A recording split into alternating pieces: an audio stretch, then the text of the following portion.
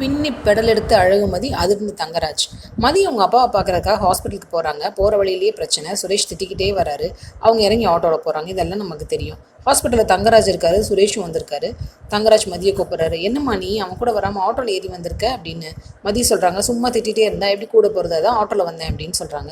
இங்கே பாரு, ஹஸ்பண்ட்னா கோவமாக இருந்தாங்கன்னா அப்படி தான் இருப்பாங்க. நீ தான் பொறுமையாக இருக்கணும். என் ஒய்ஃப் ரேவதியை பாரு எப்படி இருக்கா, அவளை மாதிரி பொறுமையாக இருக்கணும் அப்படின்னு சொல்லிகிட்டே இருக்காரு. மதி பார்த்துட்டே இருக்காங்க. அவர் அட்வைஸ் மேலே அட்வைஸ் பண்ணிக்கிட்டே இருக்காரு. நீ இப்படி பண்ணுறத உங்கள் அம்மா அப்பா கிட்ட சொல்லி என்ன பொண்ணு வளர்த்துருக்கீங்கன்னு நானோ சுரேஷோ சொன்னோமா சொல்லு. அதுதான் எங்கள் பெருந்தன்மை. ஆனால் இந்த பெருந்தன்மை எப்போவுமே இருக்குமான்னு தெரியாது. என்ன புரியுதா அப்படிங்கிறாரு. பார்த்துட்டே இருக்காங்க. போயா அப்படிங்கிறாங்க. என்ன அப்படின்னு கேட்குறாரு. போயா அப்படின்னு சொல்லிட்டு உள்ளே போயிடுறாங்க.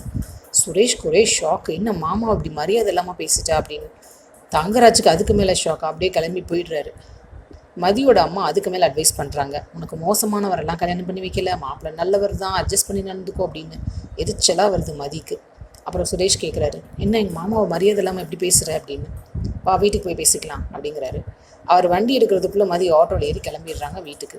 வெயிட் பண்ணி பார்ப்போம் இந்த சண்டை கோழிங்க எப்போ ஃப்ரெண்ட்ஸ் ஆகிறாங்கன்னு. சீரியல் வீடியோஸ்க்கு எங்கள் சேனலை சப்ஸ்கிரைப் பண்ணுங்கள். மீண்டும் அடுத்த அப்டேட்டில் சந்திப்போம்.